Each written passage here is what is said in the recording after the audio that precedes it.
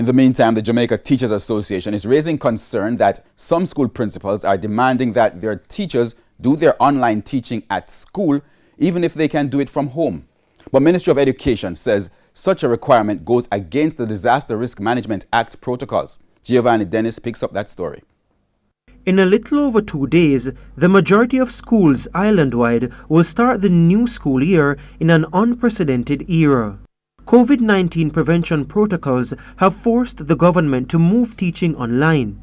But some teachers are complaining that their principals are forcing them to physically come into school despite their capabilities to teach from home.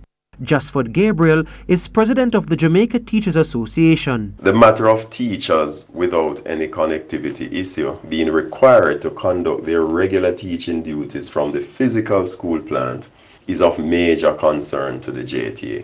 Some school administrators are indicating that this is the position of the Ministry of Education and are therefore requiring teachers to be out in the physical space. This runs contrary to the general principle that guided the online instruction decision and is an unnecessary requirement. He says most teachers can manipulate the online network remotely.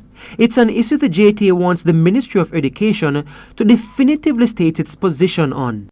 In a telephone interview, we put the concerns to the Education Minister, who said in a meeting with principals today, the same issue came up. The permanent secretary who gave the response pointed all the principals to the Disaster Risk Management Act, in particular the section that deals with the education sector. It's a case where the school is considered your workplace, but it also points to the flexibility that principals have in terms of the teachers who are there as to whether or not they stay at home or they come to school.